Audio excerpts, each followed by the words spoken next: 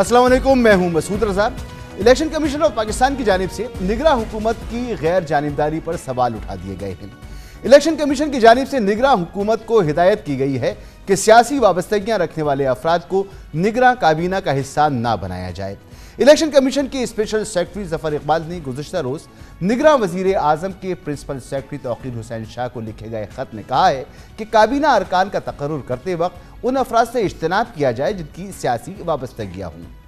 अपने खत में उन्होंने लिखा कि आम तासुर है कि निगरां हुकूमत साबका हुकूमत का तसलसल है।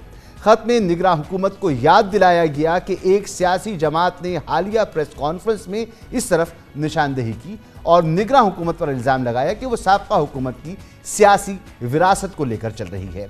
खत में कहा गया कि सीनियर सिविल सर्वेंट की अहम ओहदों पर तकर्रुरी के वक्त गैर जानिबदारी को मद्देनजर रखा जाए ताकि एक न्यूट्रल निगरान सेटअप की हकीकत को तक़वियत मिल सके। विफाकी काबीना इस वक्त 26 अरकान पर मुश्तमिल है, जिसमें 18 वजारतें, 3 मुशीर और 5 मुआविनीन खुसूसी शामिल हैं। 2 रोज़ कबल निगरान वज़ीर आज़म अनवारुल हक काकड़ ने साबिक़ ब्यूरोक्रेट और साबिक़ वज़ीर आज़म नवाज शरीफ के प्रिंसिपल सेक्रेटरी रहने वाले फवाद हसन फवाद को ऊपरी काबीना में शामिल किया था। निगरान सेटअप में नून लीग से ताल्लुक़ रखने वाले अरकान की तादाद में इजाफे से ये तासुर जा रहा है कि जैसे निगरान हुकूमत पिछली नून लीग हुकूमत का ही तसलसल है। फवाद हसन फवाद के अलावा निगरान सेटअप में वज़ीर आज़म के प्रिंसिपल सेक्रेटरी तौकीर शाह साबिक़ हुकूमत में शहबाज शरीफ के भी प्रिंसिपल सेक्रेटरी थे। उनके अलावा काबीना के अरकान अहद चीमा शहबाज हुकूमत में उनके मुआविन खुसूसी थे, जबकि शहबाज सोहराब मलिक भी PDM हुकूमत की इत्तेहादी हुकूमत की तरह निगरान सेटअप में भी वज़ीर आज़म के मुआविन खुसूसी हैं। इसी तरह मौजूदा वज़ीर बराए information technology doctor Umar Saif भी शहबाज शरीफ की पंजाब हुकूमत में पंजाब में इंफॉर्मेशन टेक्नोलॉजी बोर्ड के सरबराह थे, जबकि निगरान वज़ीर मनसूबाबंदी समी सईद साबिक़ वज़ीर आज़म नवाज शरीफ के दौरे हुकूमत में सेक्रेटरी काबीना के तौर पर काम कर चुके हैं।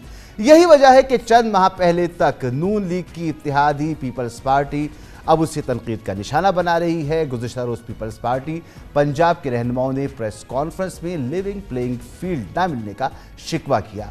पंजाब के जनरल सेक्रेटरी सैयद हसन मुर्तज़ा ने मुतालबा किया था कि निगरान सेटअप में नून लीग से वाबस्ता अरकान की शमूलियत पर इलेक्शन कमीशन को एक्शन लेना चाहिए। दूसरी जानिब काबीना में कुछ अरकान ऐसे भी हैं जिनकी माजी में पीपल्स पार्टी से क़ुर्बत रही है।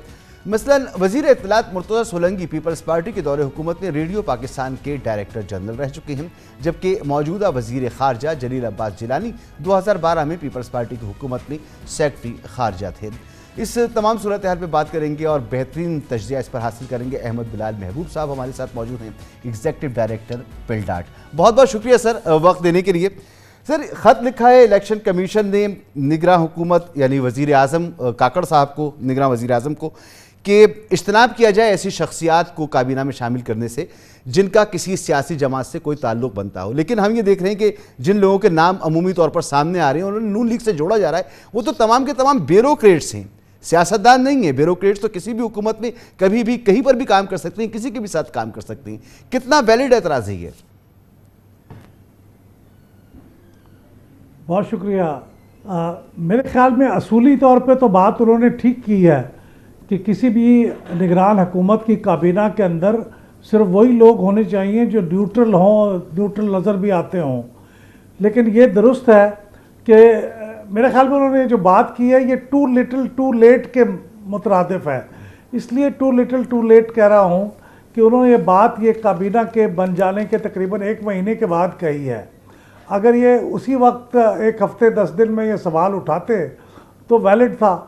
खैबर पख्तूनख्वा में भी जो काबीना बनी थी उसके ऊपर भी बहुत देर में एतराज़ उठाया गया था, लेकिन बहरहाल उस काबीना को रुखसत होना पड़ा उसके मोस्टली मेंबर्स को, और उनकी जगह नए लोग आए, लेकिन वो लोग सियासतदान थे। और ये लोग आप सही कह रहे हैं कि ये तो ब्यूरोक्रेट्स हैं, टेक्नोक्रेट्स हैं। ख़ास तौर पर फवाद हसन फवाद साहब की उनको मैं ज़ाती तौर पर चूँकि जानता हूँ, किसी सियासी पार्टी से वाबस्ता नहीं है और इंतहाई लायक आदमी है। अगर वो किसी हुकूमत का हिस्सा बनते हैं तो मेरे ख्याल में उस हुकूमत के लिए कोई अच्छा ही काम करेंगे और मुल्क के लिए भी कोई अच्छा ही काम करेंगे। लेकिन हैरानी मुझे इस बात पे है कि इसी हुकूमत के अंदर एक कैबिनेट मिनिस्टर है जो सबसे मेरे ख्याल में इम्पॉर्टेंट कैबिनेट का पोर्टफोलियो उनके पास वज़ीर दाखिला का, जनाब सेनेटर सरफराज बुगटी साहब। अब सरफराज बुगटी साहब जो हैं वो, उनका ताल्लुक़ भी बलूचिस्तान अवामी पार्टी के साथ है। मैं अभी देख रहा था कि सेनेट की वेबसाइट पे अभी भी उनका नाम बलूचिस्तान अवामी पार्टी के एफिलिएशन के साथ लिखा और वो सेनेटर भी हैं। ये तो इतनी ओपनली, और वो सेनेटर भी हैं, तो ये इतनी ओपनली एक ऐसी चीज़ है जिसकी बुनियाद पे उन्होंने सरहद के खैबर पख्तूनख्वा की हुकूमत के ऊपर एतराज़ किया था, लेकिन उन्होंने अपने ख़त में इनका कोई जिक्र नहीं किया। जबकि दूसरी तरफ ब्यूरोक्रेट्स हैं जिनके बारे में मेरा ख्याल है किसी हद तक शक का फ़ायदा आप दे सकते हैं कि दुरुस्त है उन्होंने शहबाज शरीफ साहब के साथ या नवाज शरीफ साहब के साथ क्लोजली काम किया है, लेकिन वो पार्टियों का हिस्सा नहीं है, पार्टियों के मेंबर कभी नहीं बने। लेकिन यहाँ एक पार्टी के ताल्लुक़ रखने वाले एक साहब हैं, वो कैबिनेट का हिस्सा है, तो मेरे ख्याल में उनको ये जो डाइकॉटमी है इसको दूर करना चाहिए और उसको भी एड्रेस करना चाहिए, ताकि लोगों को यकीन आए कि वो तमाम चीज़ें जो काबिल इतराज़ हो सकती हैं उसके ऊपर इलेक्शन कमीशन की नज़र है। सर, इलेक्शन कमीशन ने जो ख़त लिखा वज़ीर आज़म, निगरान वज़ीर आज़म को, उसमें उन्होंने कहा कि एक सियासी जमात ने हालिया प्रेस कॉन्फ्रेंस में एतराज़ किया और यह एतराज़ पीपल्स पार्टी की तरफ से आया।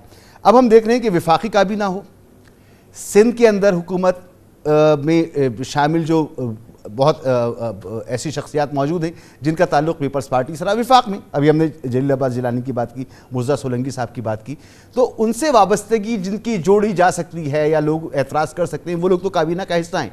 पीपल्स पार्टी का एतराज़ कितना वैलिड है?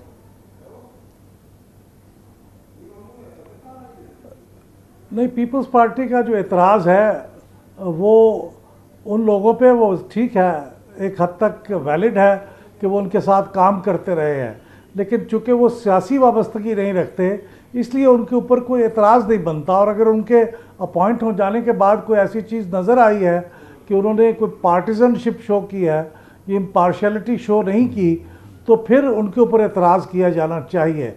इसलिए मैं समझता हूँ ब्यूरोक्रेट्स के ऊपर एतराज़ तो दुरुस्त नहीं है, लेकिन जो सियासी वाबस्तगियाँ रखने वाले लोग हैं, जैसे आपने देखा ना खैबर पख्तूनख्वा के अंदर एक वज़ीर थे जो एक सियासी जलसे को एड्रेस करने के लिए चले गए थे।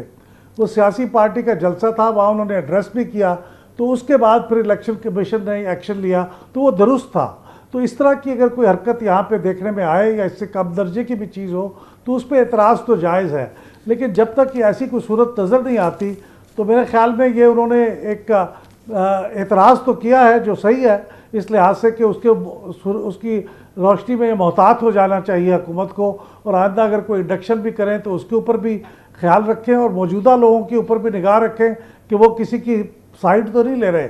लेकिन अगर ऐसी बात नहीं है तो फिर मेरे ख्याल में ये एतराज़ जो है ये वज़नी। सर, एक तरफ तो पीपल्स पार्टी विफाक की निगरान हुकूमत पे ये इल्ज़ाम लगा रही है या एतराज़ उठा रही है, दूसरी तरफ अगर सिंध में देखें तो बहुत सी शख्सियात ऐसी हैं जिनका नाम पीपल्स पार्टी के साथ जोड़ा जाता है और वो इस मौजूदा सेटअप का हिस्सा हैं। हत्ता ये कि जो इस वक्त प्रिंसिपल सेक्रेटरी हैं निगरान वज़ीर आला के, वो मुराद अली शाह साहब के नैब केस में उनके शरीक मुलजिम रहे हैं। मैं यहाँ पे भी यही कहूँगा कि वो चूँकि ब्यूरोक्रेट हैं, और देखिए मैं ये भी अर्ज़ करूँ कि जो प्रिंसिपल सेक्रेटरी के लेवल पे एक आदमी चाहिए होता है, उसके लिए जो मौजूद तरीन अफराद होते हैं वो बहुत ज़्यादा नहीं होते। ये बहुत टैक्सिंग काम होता है और बहुत डिमांडिंग काम होता है। इसके लिए एक बहुत ही टॉप क्लास ब्यूरोक्रेट जो हर लिहाज से एफिशिएंसी के तौर पे, कॉम्पिटेंस के लिहाज से बहुत आला मकाम रखता हो, वही हो सकता है। तो अब ये मौजूदा वज़ीर आला, निगरान वज़ीर आला सिंध से तो हम ये तवक्को नहीं कर सकते वो किसी किस्म की पार्शियलिटी या पार्टिजनशिप बर्दाश्त करेंगे। वो तो बहुत बासूल आदमी हैं, सुप्रीम कोर्ट के साबिक जज की हैसियत से उनका कंडक्ट बियॉन्ड एनी डाउट है, तो मेरे ख्याल में उसके ऊपर भी एतराज़ वाजिब नहीं है। वो ठीक है, अगर वज़ीर आला उसको कंडक्ट की ज़मानत देते हैं और उसको रिटेन करते हैं तो मेरे ख्याल में बहैसियत ब्यूरोक्रेट उस पर एतराज़ नहीं होना चाहिए, सिंध में भी और मरकज़ में भी। बहुत बहुत शुक्रिया जनाब अहमद बिलाल महबूब साहब, एग्जीक्यूटिव डायरेक्टर पिलडाट। गुफ्तगू आपने सुनी। यहाँ पर एक ब्रेक लेंगे और ब्रेक के बाद बात करेंगे सुप्रीम कोर्ट बार का चीफ जस्टिस के लिए अलविदाई इशाइया। काजी फाइज ईसा ताखीर से पहुंचे, मामला क्या है, एक ब्रेक के बाद।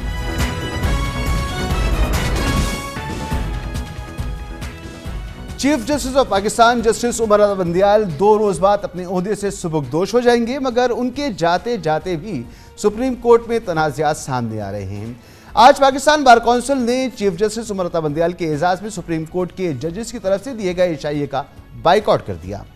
पाकिस्तान बार कौंसिल की जानिब से जारी बयान में कहा गया कि हमेशा से रिवायत रही है कि चीफ जस्टिस के रिटायरमेंट के मौके पर सुप्रीम कोर्ट में रेफरेंस दिया जाता है, जिसमें बार कौंसिल की जानिब से अदालती उमूर की खामियों और खूबियों की निशानदेही की जाती है, जो तनकीद बराए इस्लाह होती है। लेकिन चूंकि चीफ जस्टिस अब ये रेफरेंस नहीं ले रहे, लिहाजा पाकिस्तान बार अपने मारूजात मीडिया के सामने लेकर आ रही है और एहतजाजन आज के इशाइये का बाइकआउट कर रही है। इससे कबल गुज़िश्ता रात चीफ जस्टिस उमर रज़ा बंदियाल के एजाज़ में सुप्रीम कोर्ट बार की जानिब से इशाइये का एहतमाम किया गया था, जिसमें सुप्रीम कोर्ट और हाई कोर्ट्स के जजेस समेत वकला की बड़ी तादाद ने शिरकत की थी।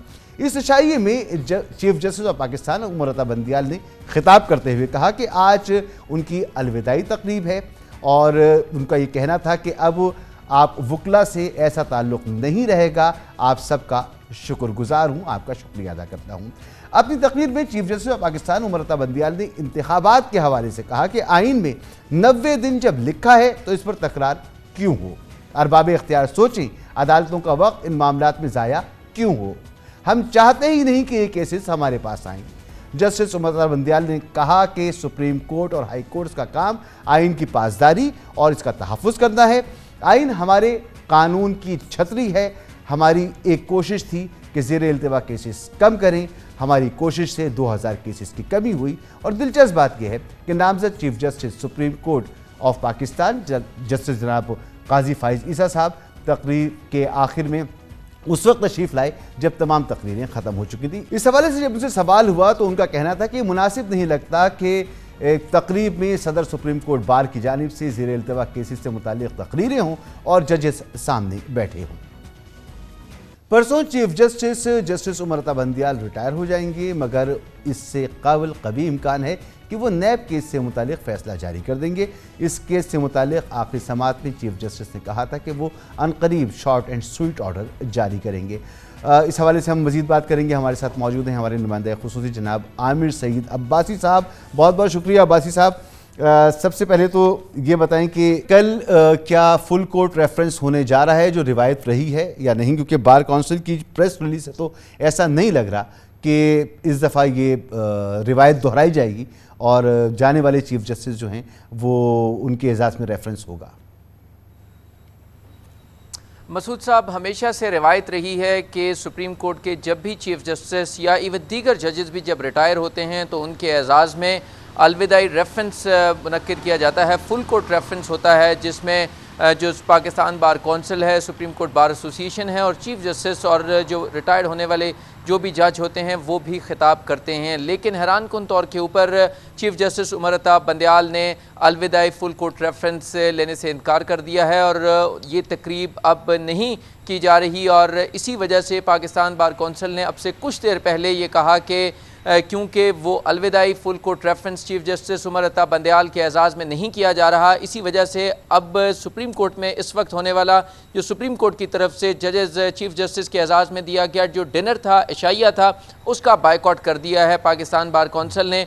और जो तकरीर उन्होंने चीफ जस्टिस उमर रज़ा बंदियाल के अलविदाई फुल कोर्ट रेफरेंस में करनी थी वो भी मीडिया पर जारी कर दी गई है। लिहाजा ये ऐलान कर दिया गया है कि चीफ जस्टिस उमर रज़ा बंदियाल के एजाज़ में सुप्रीम कोर्ट ऑफ पाकिस्तान में अलविदाई फुल कोर्ट रेफरेंस नहीं होगा। और ये हैरान कौन है क्योंकि इससे पहले हमेशा से ये रिवायत रही है कि चीफ जस्टिस जो जब भी रिटायर होते हैं वजह क्या है, एजाज़ में वजह क्या है कि ये फुल कोर्ट रेफरेंस नहीं हो रहा?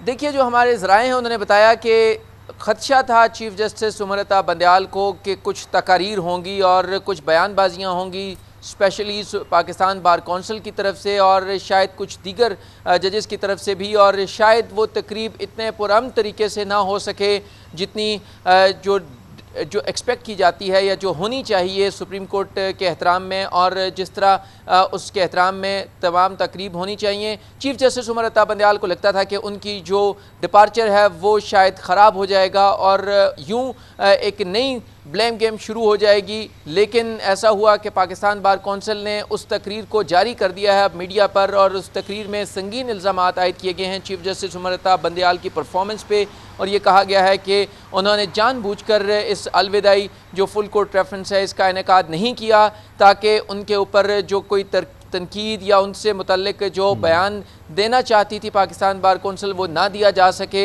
यूं एस्केप किया गया इस तकरीब से और अब फुल कोर्ट रेफरेंस नहीं होगा, ये ऐलान भी कर दिया गया है। पाकिस्तान बार कौंसिल की तरफ से तस्दीक की गई है कि अब हमें बताया गया है कि फुल कोर्ट रेफरेंस नहीं होगा चीफ जस्टिस उमर अता बंदयाल का, और इसी वजह बुनियादी वजह यही है कि शायद वो ये समझते थे कि इस तकरीब में कुछ ऐसा हो सकता है जिससे उनका जो डिपार्चर, उनकी अलविदाई तकरीब जो है वो शायद याद तो रखी जाए लेकिन कोई मुस्बत हवालों से याद ना रखी जाए।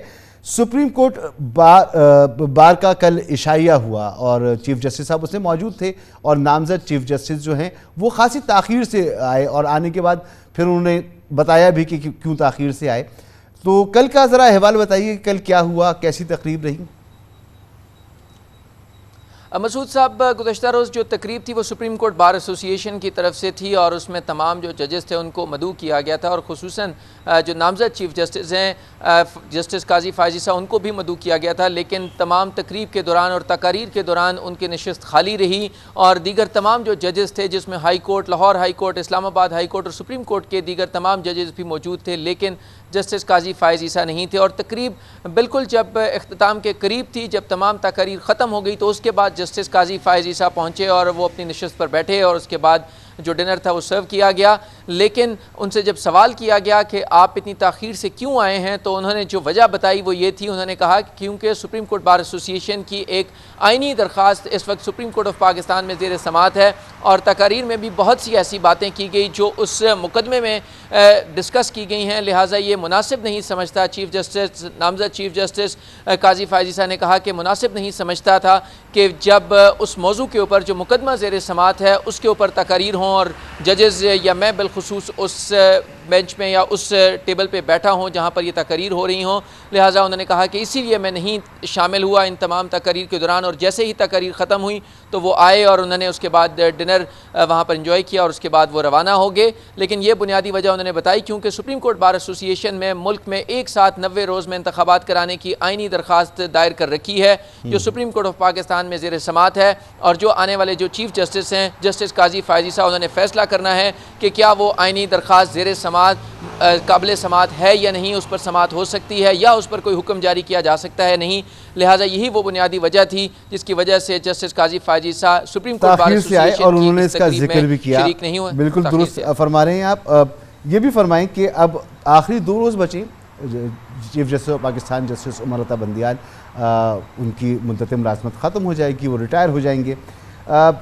उन्होंने वाज़े तौर पर कहा था कि अपनी रिटायरमेंट से पहले नैब केस का फ़ैसला, लफ्ज़ इस्तेमाल किया था उन्होंने, एक शॉर्ट एंड स्वीट ऑर्डर वो जारी करेंगे। और रिवायत ये रही है कि जुम्मे के दिन अमूमन उनके फ़ैसले आते रहे और उन्होंने जिक्र भी किया कि रिटायरमेंट के बाद बताएंगे जुम्मे की हकीकत क्या है, तो वो जब बताएंगे सो बताएंगे। बहरहाल कल जुम्मा है, 2 दिन बाकी हैं, एक फ़ैसला आना है जिसके लिए वो कह चुके। तो कल हम तवक्को रखें कि नैब केस का फ़ैसला वो जारी कर देंगे।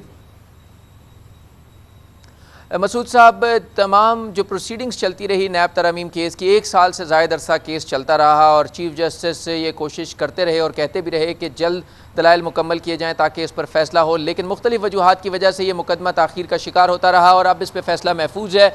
और सिर्फ कल 1 दिन बचा है चीफ जस्टिस उमर अता बंदयाल के पास, क्योंकि परसों आम तौर पे अदालत का कोर्ट रूम में नहीं होती समात और जजेस कोर्ट रूम में नहीं आते, लेकिन उनका वर्किंग डे तो हफ्ते के रोज़ आखिरी है। लेकिन कल अदालती कार्रवाई का आखिरी दिन है और कल ही एक्सपेक्ट किया जा रहा है कि चीफ जस्टिस उमर अता बंदयाल की तरफ से ये फ़ैसला जारी कर दिया जाएगा। 2 तरीके हैं, पहला तो ये है कि या तो कॉज लिस्ट जारी कर दी जाएगी, बता दिया जाएगा कि कुछ ही देर के बाद अदालत लगेगी और अदालत ओपन कोर्ट में ये फ़ैसला सुनाएगी, और दूसरी सूरत यह है कि वेबसाइट के ऊपर ये फ़ैसला जारी कर दिया जाए। लिहाजा ये एक्सपेक्ट किया जा रहा है, कल जुमा है और आम तौर पे कहा जाता है कि सुप्रीम कोर्ट से जुमा मुबारक होता है किसी न किसी फ़रीक के लिए। लिहाजा ये एक्सपेक्ट किया जा रहा है कि कल का जो जुमा मुबारक है वो किसी न किसी फ़रीक के लिए होगा, क्योंकि सुप्रीम कोर्ट ऑफ पाकिस्तान ने हर सूरत फ़ैसला करना है और चीफ जस्टिस उमर अता बंदयाल का आखिरी दिन है कल कि वो अदालत में बैठ कर फ़ैसला सुना सकते हैं। और कल सुप्रीम कोर्ट कभी इम्कान है कि नैब तरमीम केस का फ़ैसला सुनाए और बहुत अहम फ़ैसला होगा ये आने वाले दिनों में एहतसाब जी ये भी बताइएगा कि एक पीर का दिन भी आएगा जिसमें नए चीफ जस्टिस साहब जो हैं वो चार्ज संभाल चुके होंगे, तो कौन सी अहम जिम्मेदारियां पहले ही दिन उनके सामने उनकी टेबल पर मौजूद होंगी?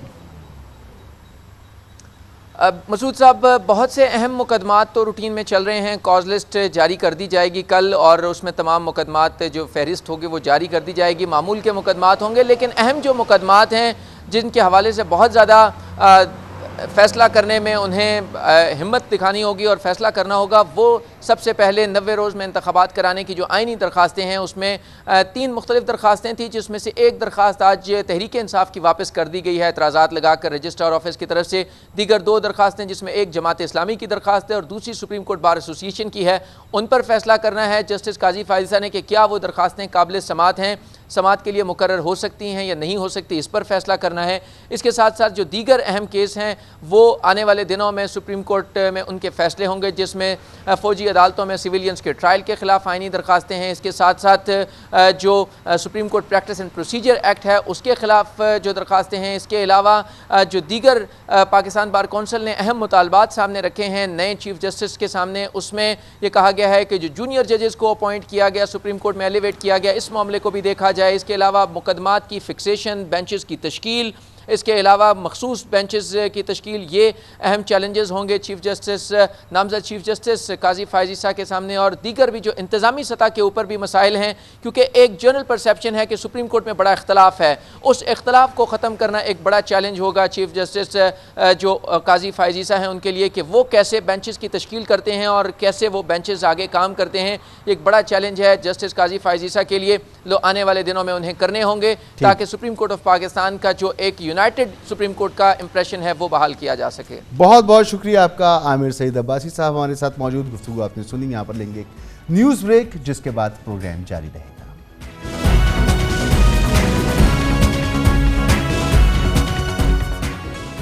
आप देख रहे हैं खबरों, तबसरों और तज्जियात पर मबनी पाकिस्तान का सबसे मोतबर न्यूज शो दुनिया, कामरान खान के साथ। महंगाई के बतदरीज कम होने के आसार नुमाया हो रहे हैं। शरह सूद में 1 से 2% इजाफे के खदशात गलत साबित हुए हैं। आज स्टेट बैंक ऑफ पाकिस्तान ने मुसलसल दूसरी बार 22% बुनियादी शरह सूद बरकरार रखने का ऐलान कर दिया है। ताहम ये मुल्क की तारीख की बुलंद तरीन शरह सूद है। आखिरी बार 26 जून को एक हंगामी इजलास में शरह सूद में 1% इजाफा किया गया था। गोया पिछले 2.5 माह से शरह सूद एक जगह ठहरी हुई है। आज स्टेट बैंक ने मॉनेटरी पॉलिसी बयान जारी करते हुए करार दिया कि इस साल मई में महंगाई 38% की बुलंदतरीन सतह से कम होकर अगस्त में 27.4% पर आ गई है। इसलिए पॉलिसी रेट तब्दील न करने का फैसला किया गया है। मॉनेटरी पॉलिसी बयान में बताया गया कि आलमी मंडी में तेल की कीमत हाल ही में बढ़ी है, जिसकी वजह से ईंधन और बिजली की कीमतों का फर्क सार्फिन को मुंतकिल किया जा रहा है, लेकिन हकीकी अफराते ज़र में फिर भी कमी का रुझान है। खुसूसन इस साल की दूसरी छमाही में महंगाई में कमी होगी, हकीकी शरह सूद मुस्बत दायरे में बरकरार रहेगी। इजलास में यह भी बताया गया कि करंट अकाउंट का गुज़िश्ता 4 माह सरप्लस रहने के बाद जुलाई में खसारे से दो चार होना इसलिए है कि इंपोर्ट पर पाबंदियों में हालिया नरमी के असरात हैं, जो जुज़वी तौर पर इसकी अक्कासी कर रहे हैं। मॉनेटरी पॉलिसी बयान में इस तवक्को का इजहार किया गया कि ज़राई पैदावार में इजाफे, ज़राई अजनास की स्मगलिंग के खिलाफ क्रैकडाउन और एक्सचेंज रेट पर सट्टेबाजी की रोकथाम के हालिया इक़दाम की वजह से डिमांड और सप्लाई में बेहतरी और महंगाई में कमी का इम्कान है, जबकि इन इक़दाम के नतीजे में इंटर बैंक और ओपन मार्केट में एक्सचेंज रेट के दरमियान फ़र्क कम करने में मदद मिली। यकीनन पिछले चंद दिनों के दौरान ओपन मार्केट में डॉलर की कीमत में ड्रामाई कमी आई है। आज इंटर बैंक में डॉलर 297.96 पर बंद हुआ, जो अपनी बुलंद तरीन सतह से 9 रुपये 14 पैसे सस्ता हो चुका है, जबकि ओपन मार्केट में डॉलर 300 रुपये में से भी सस्ता हो चुका है। गोया हालिया 10 दिनों के दौरान ओपन मार्केट में डॉलर अपने बुलंद तरीन रेट से तकरीबन 34 रुपये सस्ता हो चुका है। ये एक मजमूई सूरत हाल है जो इकॉनमी की हमने आपके सामने बयान की, इस पर हम तज्जिया हासिल करेंगे खुर्रम हुसैन साहब, सीनियर तज्जियाकार माशी उमूर के, और मोहम्मद सोहेल साहब, CEO टॉप लाइन सिक्योरिटीज़ हमारे साथ मौजूद हैं। आप दोनों मेहमानों का बहुत बहुत शुक्रिया। खुर्रम हुसैन साहब, आप फरमाइएगा कि स्टेट बैंक ने आज दूसरी मरतबा शरह सूद को बरकरार रखा है, जबकि माहिरीन ये मानते थे कि 1 से 3% तक शरह सूद बढ़ सकती है, इसका इम्कान जाहिर किया जा रहा था। आपके ख्याल में पॉलिसी रेट के तब्दील न करने की बुनियादी वजूहात क्या हैं? मेरे ख्याल में स्टेट बैंक ने जो केस हमारे सामने रखा है इस फैसले के लिए, बाय एंड लार्ज उसमें कुछ अकल तो नज़र आ रही है। वो कह रहे हैं कि जो इन्फ्लेशन के फ़िलहाल ड्राइवर्स हैं, मेन जो उसका इंजन है, वो वहाँ पे अभी स्टेबिलिटी आती हुई नज़र आ रही है। और बात दुरुस्त है कि मॉनेटरी ड्राइवर्स जो हैं इसके अंडरलाइंग, वो भी उन्होंने कहा है कि स्टेबलाइज़ कर रहे हैं। शायद इन्फ्लेशन ख़ुद जो है, CPI इंडेक्स जो है, वो मई के महीने में उसने पीक किया था, मई 2023 में, और तब से वो नीचे की तरफ ही आ रही है। तो आई थिंक इन कंडीशंस में जहाँ पे स्टेबिलिटी आती भी नज़र आ रही है, उधर अभी फ़िलहाल रेट को इंक्रीज़ करना जो है, वो मुझे लग रहा है कि वो एक फ़ैसला होता है कि जिस पे हमें फिर पूछना पड़ता है कि भाई ये क्यों किया आपने। लेकिन जहाँ स्टेबिलिटी आती हुई नज़र आ रही है इन चीज़ों में, तो आई थिंक पॉज करना रीज़नेबल एक फ़ैसला है। ठीक है, तो सोहेल साहब, आपके नज़दीक क्या वजह है कि दूसरी मरतबा शरह सूद को बरकरार रखा गया है? बिस्मिल्लाहिर्रहमानिर्रहीम, थैंक यू वेरी मच। मेरे ख़्याल में कुछ चीज़ें ऐसी हैं जो हमें नहीं मालूम, और जो स्टेट बैंक की जो कमेटी है जिसने फ़ैसला किया उसको मालूम है। उसका अंदाज़ा आज जो गवर्नर साहब एनालिस्ट से डिस्कशन कर रहे थे उसमें नज़र आ रहा था। उन्होंने 1-2 दफ़ा कहा कि कुछ ऐसी चीज़ें हैं एक्सटर्नल अकाउंट पे जो मैं आपको नहीं बता सकता। फिर उन्होंने बातों बातों में करंट अकाउंट डेफिसिट का नंबर बताया जो काफ़ी कम है। और इसके अलावा मुझे लग रहा है कि जो इनका रिलायंस है स्टेट बैंक का, वो काफ़ी हद तक करेंसी पर है, और वो काफ़ी कॉन्फिडेंट लग रहे हैं कि ये जो मेजर्स लिए गए हैं एडमिनिस्ट्रेटिव भी करेंसी के लिए और स्मगलिंग के लिए, उससे फ़र्क पड़ेगा। और उन्होंने बेशुमार दफ़ा कहा कि जो T-बिल ऑक्शन में जो इंटरेस्ट रेट बढ़ा दिए गए थे, वो हालात उस वक्त बड़े अनसर्टन थे। मेरे ख़्याल में वो ज़िक्र कर रहे थे कि जब करेंसी ओपन मार्केट में 335-40 हो गई थी, तो मुझे लग रहा है कि जो मार्केट की तवक्कुआत के बरक्स फैसला आया है, उसमें मार्केट बहुत ज़्यादा T-बिल ऑक्शन को फोकस कर रही थी, और मार्केट को शायद वो एक्सटर्नल अकाउंट के फैक्टर्स या ख़बरें का इल्म नहीं है जो गवर्नर साहब बता रहे थे कि होने वाली हैं। ठीक, अच्छा खुर्रम साहब, जैसा कि सुहेल साहब भी कह रहे हैं और स्टेट बैंक ने भी कहा कि बेहतरी जो है वो इस वजह से कि ज़रूरी पैदावार हो, एक्सचेंज मार्केट हो, अजनास की मंडियों में स्मगलिंग हो, सट्टेबाजी हो, इन सब चीज़ों के ख़िलाफ़ एक क्रैकडाउन हो रहा है, और इसके नतीजे में न सिर्फ अशिया ज़रूरिया, अशिया सर्फ जो है उसकी दस्तयाबी मुमकिन हो रही है, बल्कि महंगाई में भी कमी जो है वो मुतवक्के है। तो यही वजह है जिसकी जो पॉलिसी का हमने तसलसल देखा। आप इससे इत्तेफाक करेंगे? कुछ हद तक आई थिंक अभी सोहेल साहब ने जो फरमाया है कि इनका आज जो रवैया था स्टेट बैंक की टीम का, वो ज़्यादा कॉन्फिडेंट लग रहा था कंपेयर टू पिछली दफ़ा जब उन्होंने किया था ये। मैं भी मौजूद था उस एनालिस्ट ब्रीफिंग में। मैं इत्तेफाक करता हूँ इस बात से, और ये लाजिम उन्होंने कहा था कि जैसे उनके पास कोई नॉलेज है जो वो शेयर नहीं कर सकते, लेकिन जहाँ से उनको कोई कॉन्फिडेंस मिल रहा है कि भाई अभी आने वाले दिनों में या आने वाले महीनों में कुछ होने वाला है, जिसकी वजह से जो फ़िलहाल आहिस्ता धीरे धीरे जो स्टेबिलिटी आ रही है उसमें वो और ज़्यादा उसकी रफ्तार और ज़्यादा तेज़ होएगी। वी डोंट नो कि वो क्या चीज़ है, लेकिन साथ में हमें ये SIFC का भी बताया जा रहा है कि उधर से कुछ ना कुछ अरेंजमेंट्स किए जा रहे हैं। वो आई थिंक आगे जाके पता चलेगा। लेकिन ये जो क्रैकडाउन किया है इसका ये पिछले साल भी हुआ था। आपको याद होगा जब डार साहब आए हैं, वो उन्होंने आके कहा था कि मैं 1 नवंबर तक डॉलर को 200 पे ले आऊँगा, और जब से वो आए हैं कोई 220 तक तो वो ले आए थे डॉलर को, लेकिन आई थिंक जनवरी तक उसको होल्ड कर सके थे। उसके बाद क्रैकडाउन्स और बैंक्स को डांटना और एक्सचेंज कंपनीज को बुली करने के ज़रिए एक हद तक ही वो कामयाबी दिखा सके थे उसमें। इवेंचुअली तो फिर भी रुपए ने अपनी डिक्लाइन जो है वो पकड़ी है फिर डॉलर के अगेंस्ट। इस दफ़ा भी वही चीज़ होने का दोबारा ख़तरा है कि क्रैकडाउन के ज़रिए चंद हफ्तों के लिए, मे बी चंद महीनों के लिए एक टेम्प्रेरी किस्म की लेवल पे इसको कम किया जा सकता है रुपए को, लेकिन आगे जाके जो अंडरलाइंग प्रेशर्स हैं वो दोबारा से रीअपेयर हो सकते हैं। तो आई थिंक अगर क्रैकडाउन के साथ साथ दुरुस्त किस्म की पॉलिसीज़ भी अगर फॉलो की जा रही हों तब ही ये चीज़ कामयाब हो सकती है, बट नॉट बाय इटसेल्फ। ठीक, सोहेल साहब, कौन सी ये दुरुस्त तरह की पॉलिसीज़ होंगी जिनमें कि क्रैकडाउन की तो आपने बात कर ली और इसके हमने कुछ नताइज भी देख लिए, खुर्रम साहब फरमा रहे हैं कि कुछ अर्सा तो आप इससे संभाला दे सकते हैं मईशत को और चीज़ों को ठीक कर सकते हैं, लेकिन लॉन्ग टर्म में ऐसा नहीं हो सकता। और फिर ये जो पॉलिसी रेट का तसलसल है, इससे भी कारोबार जो है उसको तक़वियत मिलेगी, कॉन्फिडेंस बढ़ेगा कारोबार का, और इसके अलावा क्या इक़दाम हो सकती हैं? देखिए, गवर्नर साहब ने कुछ हिंट्स ये दी हैं कि जो IMF का रिव्यू होने वाला है, मुझे ख्याल में पाकिस्तान की इकॉनमी के लिए शॉर्ट टर्म में जो बहुत बड़ी चीज़ होगी अगर वो कामयाब हो जाए, तो उन्होंने काफ़ी हद तक हिंट दे दी है कि जो स्टेट बैंक के जो परफॉर्मेंस क्राइटेरिया हैं, जिसमें सॉप्स, जिसमें नेट डोमेस्टिक एसेट और जिसमें नेट इंटरनेशनल रिजर्व्स होते हैं, उन्होंने बता दिया है कि वो जो सितंबर के टारगेट हैं वो उन्होंने सितंबर एंड से पहले हासिल कर लिए हैं।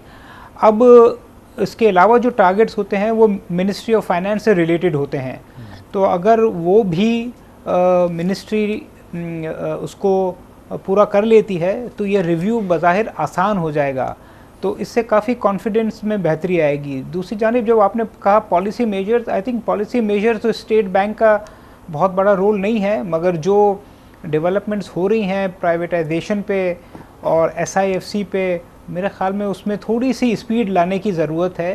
अगले 2-3 महीने में ये नज़र आना चाहिए कि कुछ लॉस मेकिंग एंटिटीज़ को फ़रोख्त करने का कोई सीरियस प्रोग्राम है, और 2-3 महीने में ये भी नज़र आना चाहिए कि जो मिडिल ईस्ट से इन्वेस्टमेंट आनी थी, चाहे वो रेकोडिक में आनी थी या चाहे जो पावर कंपनी होल्डिंग कंपनी थी आनी थी, वो नज़र आनी चाहिए। क्योंकि आज की तारीख़ में सबसे इम्पॉर्टेंट चीज़ ये है कि जो इन्वेस्टर्स का कॉन्फिडेंस है वो बहुत ही नीचे आया हुआ है, तो 2-3 ऐसी चीज़ें होनी चाहिए जिससे शायद कॉन्फिडेंस बहाल हो।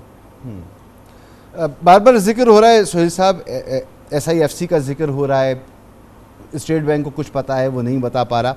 हमारा मेन मसला तो यही है कि डॉलर इनफ्लो हमारा शॉर्ट है, उसमें कमी है।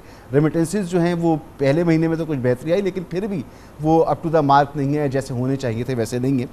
तो डॉलर इनफ्लो हमारा बड़ा मसला है, इस पर काबू पाए बगैर किस तरह से हम कारोबार को तक़वियत दे सकते हैं, कॉन्फिडेंस दे सकते हैं? आई थिंक शॉर्ट टर्म में तो डॉलर इनफ्लो कहीं ना कहीं से जो अगर जब तक नहीं रिज्यूम होंगे, तो आई थिंक जो स्टेबिलिटी आ रही है वापस, जिसकी तरफ स्टेट बैंक ने आज इशारा भी किया है, वो एक बहुत लो लेवल पे आ रही है।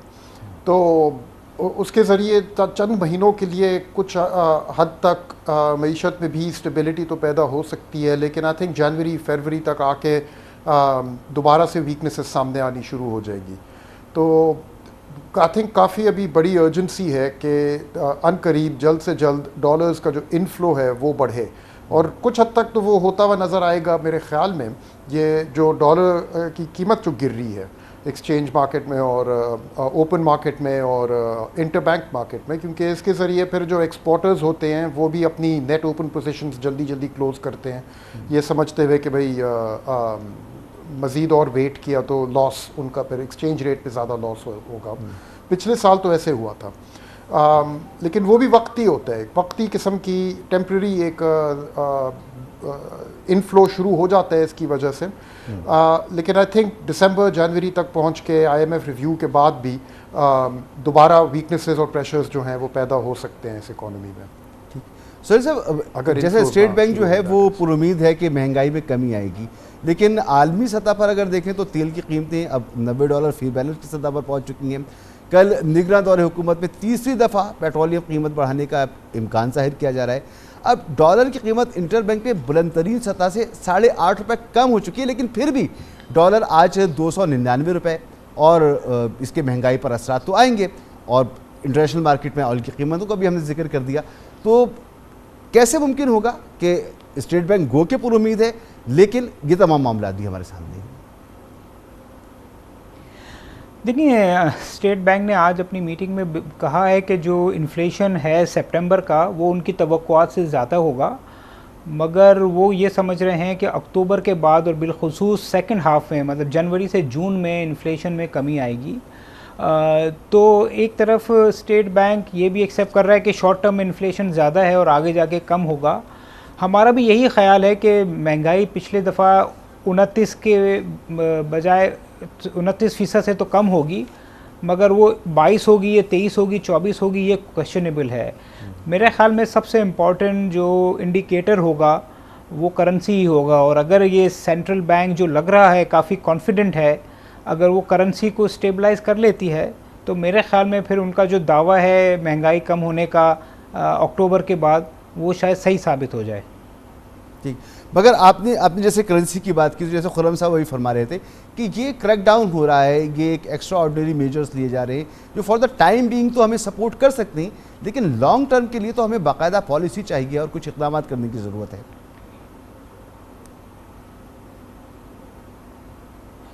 जी, आपने वजह फरमाया, ये भी शॉर्ट टर्म है और आर्जी है, इससे कुछ हद तक कॉन्फिडेंस थोड़ा तो बेहतर होगा, मगर लॉन्ग रन में तो जो एक्सपोर्ट्स और जो रेमिटेंस हमने लूज़ की हैं, क्योंकि ये 2.5-3 बिलियन की एक्सपोर्ट्स और रेमिटेंस हो गई थी, जो अभी तकरीबन 2 बिलियन हो गई हैं, तो कोई 700-800 मिलियन डॉलर माहाना का नुकसान हम कर रहे हैं, जिसका रीज़न था कि कॉन्फिडेंस नहीं है लोगों को, और जिसका रीज़न था कि जो कर्व का रेट है या ओपन मार्केट का रेट है बहुत ज़्यादा है। तो अगर ये रिस्टोर हो जाता है तो मेरे ख़्याल में वो एक लॉन्ग रन में पॉजिटिव होगा, क्योंकि ये जो आपने बिल्कुल सही फरमाया कि जो क्रैकडाउन है ये तो शॉर्ट टर्म है, इसके जो फ़ायदे 2-3 महीने तक तो होंगे, मगर लॉन्ग रन में हमें अपनी एक्सपोर्ट्स और रेमिटेंस को बढ़ाना पड़ेगा।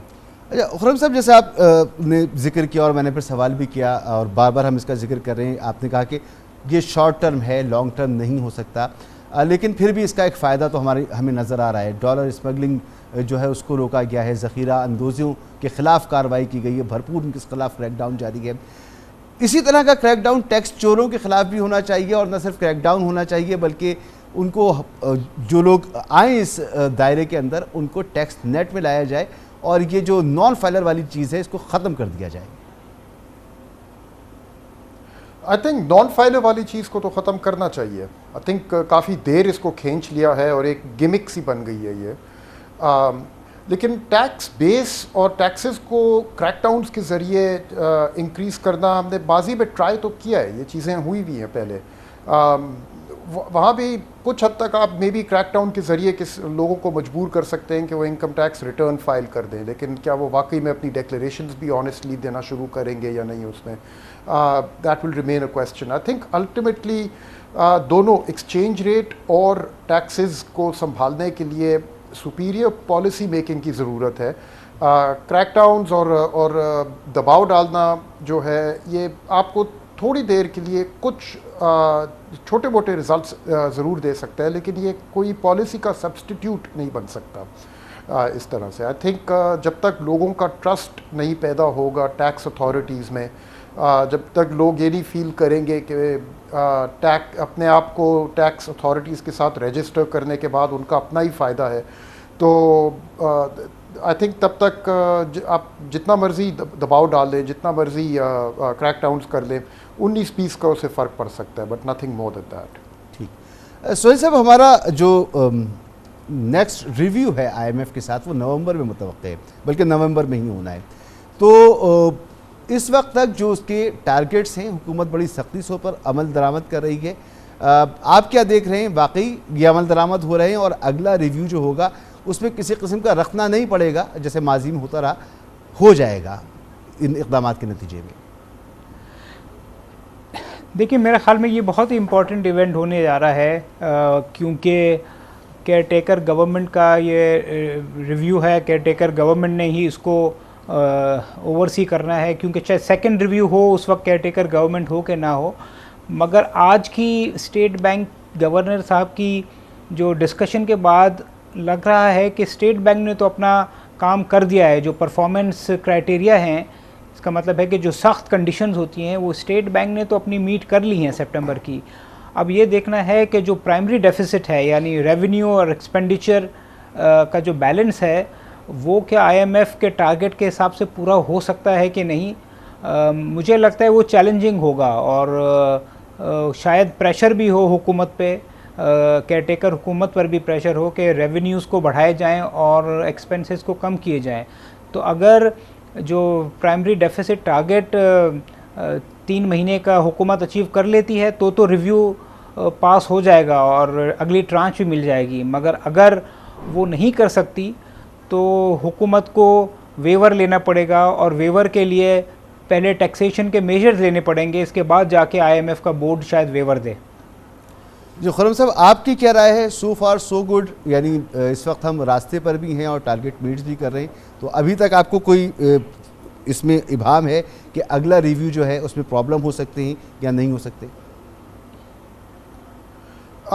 प्रॉब्लम हो, पॉसिबल है कि प्रॉब्लम हो सकती है। एक चीज़ जैसे मैं देख रहा हूँ कि गवर्नमेंट बोरोइंग जो है जुलाई, अगस्त, सितंबर के महीनों में काफ़ी बुलंद हुई भी है, और जिस हिसाब से long term open market operations करने पड़ रहे हैं स्टेट बैंक को, कोई 9 खरब रुपए, 9 ट्रिलियन रुपीस से ज़्यादा उन्होंने लॉन्ग टर्म OMOs के ज़रिए इंजेक्ट किए हैं मार्केट में एज लिक्विडिटी। इस किस्म की चीज़ों से कुछ ना कहीं कोई प्रॉब्लम आ सकती है, और दे आर ऑल्सो एविडेंस कि कहीं ना कहीं something is not working government के अपने अकाउंट्स में। आई डोंट नो कि किस हद तक ये IMF के रिव्यू में एक फैक्टर बन जाएगा, लेकिन आई थिंक एंड सितंबर तक स्टेट बैंक के बेशक टारगेट सारे अपने मीट हो चुके हों। गवर्नमेंट साइड से I think there is a possibility, specially जहाँ पे पावर टैरिफ्स, अभी गैस टैरिफ्स को उन्हें एडजस्ट करना है, और किस हद तक सर्कुलर डेट को काबू में ला सके हम। ये सब पिक्चर सामने आने के बाद ही भी हमारे पास आई थिंक कॉन्फिडेंस आएगा कि अगला रिव्यू जो है वो स्मूथली जाना है या नहीं जा रहा। ठीक। सुहेल साहब, महंगाई तो एक बड़ा मसला है ही और आवाम भी परेशान है, हुकूमत भी रिलीफ देना चाहती है, स्टेट बैंक की भी कोशिशें हैं, लेकिन मसला पड़ा हुआ है कि हमने पेट्रोलियम पर जितने टैक्सेस लगा सकते थे वो लगा दिए, IMF की शराइत पूरी कर दी, बिजली की कीमतें बढ़ा दी, अब हमें नवंबर में गैस की कीमत भी बढ़ानी है। तो ये नवंबर से पहले हमें गैस की कीमत बढ़ानी है, तो इससे जो महंगाई पर असरात आएंगे उससे हम वाकई बच सकेंगे, और जो हुकूमत की कोशिश है कि आवाम को रिलीफ मिल सके तो वो रिलीफ मिल सकेगा? मेरे ख्याल में शॉर्ट टर्म में तो रिलीफ नहीं मिलेगा, क्योंकि आपने बजा फरमाया, ना सिर्फ गैस की प्राइसेस बढ़नी है मगर हो सकता है पेट्रोल, डीज़ल और बिजली की भी थोड़ी बहुत एडजस्टमेंट जो रह गई है वो हो। और आज स्टेट बैंक ने कहा है कि वो जो महंगाई उनकी तवक्कुआत से थोड़ी सी ज़्यादा है, और सितंबर में तो वो ख़ुद कह रहे हैं कि इन्फ्लेशन ज़्यादा रहेगा, और हमें भी लगता है कि ये अगले 2-3 महीने तक तो ये जो एनर्जी प्राइसेस में एडजस्टमेंट है उसका इफ़ेक्ट रहेगा। और अगर हुकूमत ने IMF के कहने पे मज़ीद टैक्सेस लगाए और स्पेशली सेल्स टैक्स वगैरह बढ़ाया, तो मुझे लगता है कि ये 2-3 महीने तो इन्फ्लेशन रहेगा। बल्कि ये तो नज़र ही आ रहा है ना सुहेल साहब कि डॉलर जो है वो $90 फी बैरल हो चुका है, तेल जो है वो $90 फी बैरल हो चुका है, और इसी तरह से गैस की कीमतें हमें बढ़ानी ही बढ़ानी है, ये तो असर आना ही आना है। तो मैं ये कह रहा हूँ कि शॉर्ट टर्म में तो लग रहा है महंगाई बढ़ेगी। अगर ये नवंबर में IMF का रिव्यू हो जाता है और हुकूमत जो 2-3 इकदाम कर रही है उससे रिज़र्व्स बेहतर हो जाते हैं, और करेंसी जिस तरह मैंने कहा जो सबसे बड़ा ट्रिगर है वो स्टेबल रहती है, तो फिर जाके शायद जनवरी के बाद हमें कुछ इन्फ्लेशन का प्रेशर कम होता हुआ नज़र आए। मगर अभी हालात देखते हुए अगले कुछ महीने तो आवाम को रिलीफ मिलता नज़र नहीं आता। ठीक। अच्छा, अब खुर्रम साहब, IMF का एक और मुतालबा जिसे हमें पूरा करना है और वो हैं SOEs हमारे। PIA को ही अगर आप देख लें तो PIA का तो इतना बड़ा बहरान है कि उन्हें तैयारे ग्राउंड करने पड़ रहे हैं, लीज पे लिए गए तैयारे भी वो चलाने के काबिल नहीं हैं। अगस्त में तनख्वाहों का बहरान हो गया है जो नादहिंदा हो चुकी है, तकरीबन जहाँ जहाँ भी उसे पेमेंट करनी है, चाहे वो नेशनल एयरपोर्ट्स हो, इंटरनेशनल एयरपोर्ट्स हो, अपने क्रू को देने के उसके पास पैसे नहीं हैं। तो ऐसी सूरत हाल में इसकी प्राइवेटाइजेशन, इसका हल निकालना, ये तो बहुत बड़ा चैलेंज होगा और ये टारगेट मीट भी हमें करनी। हाँ, आई थिंक ये इमीडिएट चैलेंज तो इसका चैलेंज तो इमीडिएट है पाकिस्तान एयरलाइन के लिए और हुकूमत पाकिस्तान के लिए। लेकिन आई थिंक प्राइवेटाइजेशन जिसकी आपने बात की है वो तो एक लॉन्ग टर्म चीज़ है। PIA को पहले आप या तो उसके एसेट्स इंडिविजुअली बेचें, जिसकी अब तैयारी हो रही है, सुनने में आ रहा है, जैसे रोजवेल्ट होटल को अब तैयार किया जा रहा है कि या तो उसको लीस आउट कर दें या कि किसी तरीके से उसको अपने PIA की बैलेंस शीट से तो हटाएं। उस तरह PIA के पास कितने और एसेट्स होंगे जो बिक सकते हैं और किस तरीके से उसको अब हुकूमत की बैलेंस शीट से हटाया जा सकता है, इसके ऊपर काम तो शुरू हो गया है। लेकिन आई थिंक इसको भी कंप्लीट होने में कम से कम 1 साल तो लग जाएगा, ये कोई इमीडिएट चीज़ नहीं है। इसलिए मैं कह रहा था कि दिसंबर जनवरी तक पहुंच के जो प्रेशर्स अभी बिल्डअप कर रहे हैं वो इस लेवल पे पहुंचेंगे कि नॉट ओनली PIA लेकिन और भी जो स्टेट ओन्ड एंटरप्राइजेस हैं, ख़ास तौर पे पावर सेक्टर, उनकी जो लिक्विडिटी है, उनकी जो एबिलिटी है तनख्वाहें पे करने की, अपनी एक्सपेंसेस को बीट करने की, उन पर काफ़ी ठीक ठाक प्रेशर आया होगा by that point in time.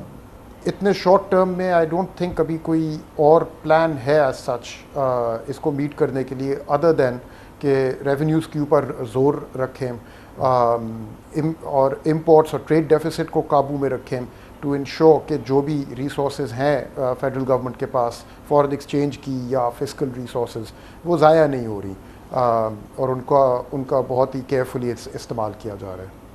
बहुत बहुत शुक्रिया आपका खुर्रम हुसैन साहब, सीनियर तजज़ियाकार बराए माशी उमूर, और मोहम्मद सोहेल साहब, CEO टॉप लाइन सिक्योरिटीज़।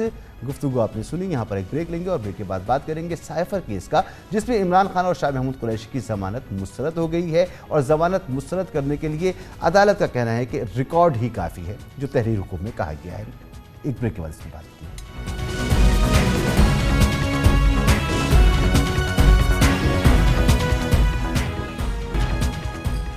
एक जानिब मुल्क में सियासी और इंतखाबी हलचल का समा है। नवाज शरीफ की वापसी की तारीख का ऐलान हो गया है।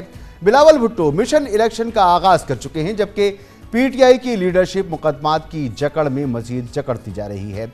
आज ऑफिशियल सीक्रेट एक्ट के तहत कायम खुसूसी अदालत ने साइफर केस में PTI के चेयरमैन इमरान खान और वाइस चेयरमैन शाह महमूद कुरैशी की दरख्वास्त से जमानत मुस्तरद कर दी, जबकि PTI के सीनियर रहनुमा असद उमर की जमानत क़ब्ल गिरफ्तारी मंजूर कर ली। अगरचे चेयरमैन PTI की 18 दीगर मुकदमात में जमानत खारिज हो चुकी है या उनकी गिरफ्तारी मतलूब है, लेकिन साइफर केस इस वक्त वो वाहिद मुकदमा है जिसमें PTI चेयरमैन गिरफ्तार हैं और अटक जेल की सलाखों के पीछे कैद हैं। 30 अगस्त इस्लामाबाद हाई कोर्ट से तोशाखाना केस की सजा मुअत्तल होते ही चेयरमैन PTI को साइफर केस में गिरफ्तार कर लिया गया था और 2 हफ्ते से खुसूसी अदालत के फाजिल जज साहब की मुबैना गैर दस्तयाबी की वजह से दरख्वास्त जमानत पर समाअत नहीं हो सकी थी, जबकि इन्हीं जज साहब की अदालत में साइफर केस जेर समाअत है, जिसमें गुज़िश्ता रोज़ अटक के जेल में समाअत के दौरान इमरान खान का 14 रोज़ा जिस्मानी रिमांड दिया गया था। आज खुसूसी अदालत के जज अबुल हसनात जुल्करनैन ने बैक वक्त इमरान खान, शाह महमूद कुरैशी और असद उमर की साइफर केस में जमानत से मुतालिक दरख्वास्तों की समाअत की और रिमार्क्स दिए कि असद उमर की जमानत को अलग और बाकी 2 को अलग डिसाइड करना है। स्पेशल प्रोसिक्यूटर शाह खावर ने भी दलाइल में कहा कि फिलहाल असद उमर की गिरफ्तारी दरकार नहीं है। अगर FIA को असद उमर की गिरफ्तारी मतलूब होगी तो पहले आगाह किया जाएगा, जिस पर अदालत ने असद उमर की साइफर केस में जमानत कंफर्म कर दी, जबकि इमरान खान और शाह महमूद कुरैशी की जमानत की दरख्वास्तें मुस्तरद कर दी। 7 सफ़ात पर मुश्तमिल तहरीरी फैसला जारी करते हुए अदालत ने करार दिया कि हमें ये बात सरफे नज़र नहीं करनी चाहिए कि ये एक टॉप सीक्रेट केस है। इमरान खान और शाह महमूद कुरैशी के खिलाफ काफ़ी मुजरमाना मवाद मौजूद है। नाकाबिल तरदीद शवाहिद उनका केस से लिंक साबित करने के लिए काफ़ी है। FIR की रोशनी में मुल्जिमान ने नाकाबिल ज़मानत जुर्म का इर्तिकाब किया। जमानत की दरख्वास्तें मुस्तरद करने के लिए रिकॉर्ड ही काफ़ी है, इसलिए चेयरमैन PTI शाह महमूद कुरैशी की जमानत की दरख्वास्तें मुस्तरद की जाती हैं। अदालत ने अपने ऑर्डर में FIA प्रोसिक्यूटर के दलाइल लिखते हुए कहा कि प्रोसिक्यूशन के मुताबिक 161 के बयान के मुताबिक इमरान खान की जानिब से साइफर को गैर कानूनी तौर पर अपने पास रखना साबित है। उन्होंने गैर मुताल्लिका अफराद के सामने साइफर मालूमात घुमा फिरा के शेयर की, जिसने बैरूनी ताकतों को फायदा पहुंचाया और पाकिस्तान की सिक्योरिटी को मुतासिर किया। आज की समाअत का मजीद अहवाल आपको इस रिपोर्ट में दिखाती हूँ। साइफर केस में इल्ज़ाम है कि साबिक वज़ीर आज़म इमरान खान और साबिक वज़ीर ख़ारजा शाह महमूद कुरैशी ने खुफिया सरकारी दस्तावेज़ात की मालूमात लीक की, सियासी मकासद हासिल करने के लिए हक़ाइक़ को मस्क किया।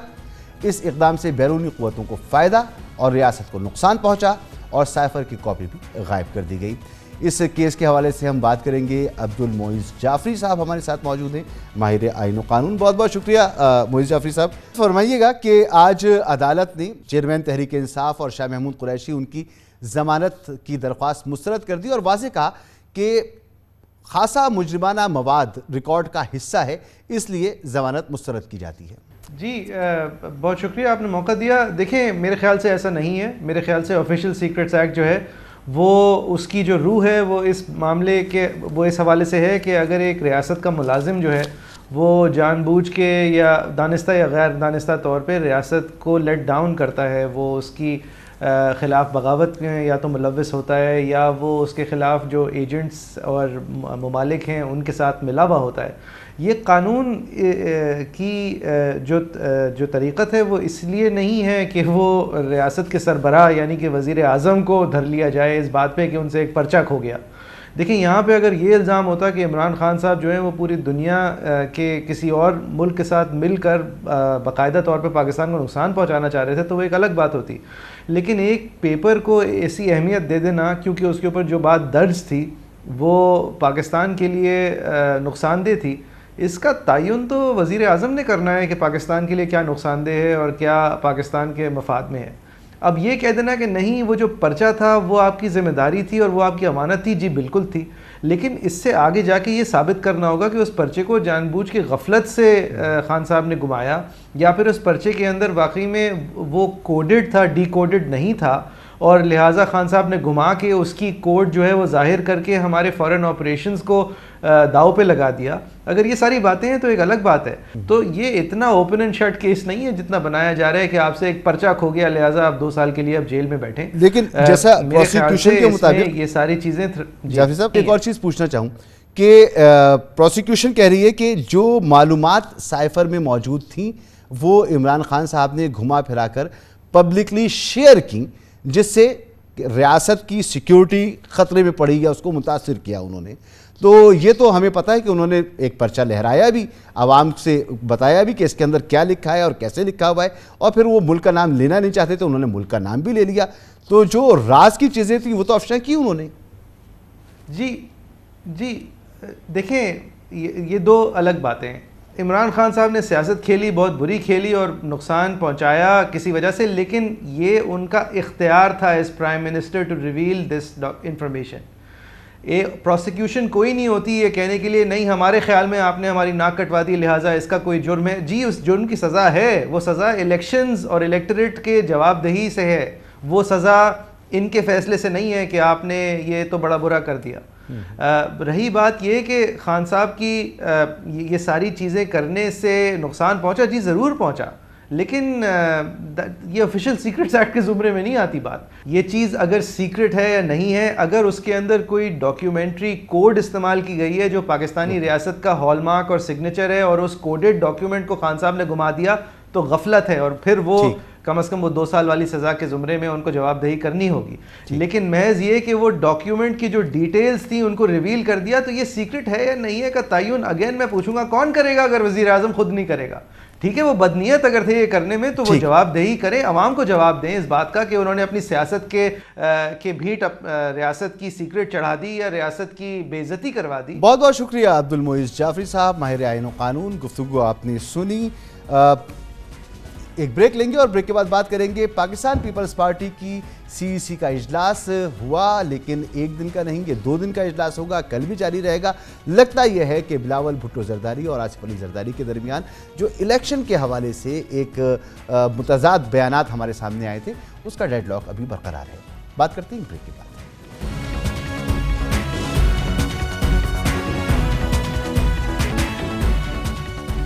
मुल्क के सियासी मंजरनामे में पीपल्स पार्टी के चेयरमैन बिलावल भुट्टो जरदारी सबसे पहले इलेक्शन मोड में और इंतखाबी मुहिम चलाने की राह पर चलते नजर आ रहे हैं, लेकिन मुतजाद बयानात से लगता है कि पीपल्स पार्टी की अंदरूनी सियासत फैसला साजी में हिचकिचाहट या कहीं ना कहीं इख्तिलाफात का शिकार है। आज बिलावल हाउस लाहौर में पीपल्स पार्टी की मरकजी मजलिस आमला का इजलास का पहला रोज हुआ।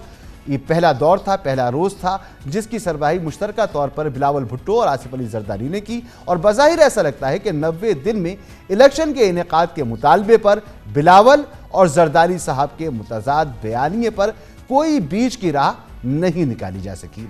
इजलास के बाद शाजिया मरी, फैसल करीम कुंडी समेत दीगर रहनुमाओं ने मीडिया को बताया कि सीईसी मीटिंग कल भी जारी रहेगी और उसके बाद इलेक्शन के इनेकाद और नई हल्काबंदियों से मुतालिक पार्टी पॉलिसी से मुतालिक एलामिया जारी किया जाएगा।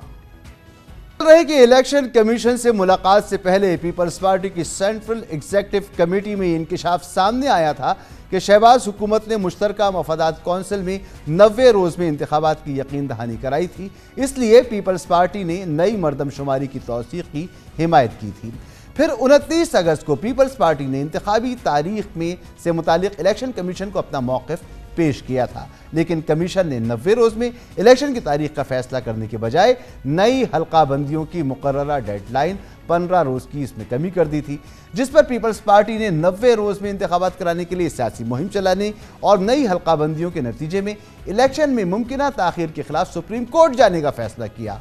यही वो सूरत हाल थी जिसके बाद बिलावल भुट्टो जरदारी साहब का सियासी बयानिया सामने नजर आया था और बिलावल भुट्टो ने बड़े पुरजोर अंदाज में 90 रोज में आम इंतखाबात का मुतालबा किया था और मुक़्तदर हलकों को भी तनकीद का निशाना बनाया था।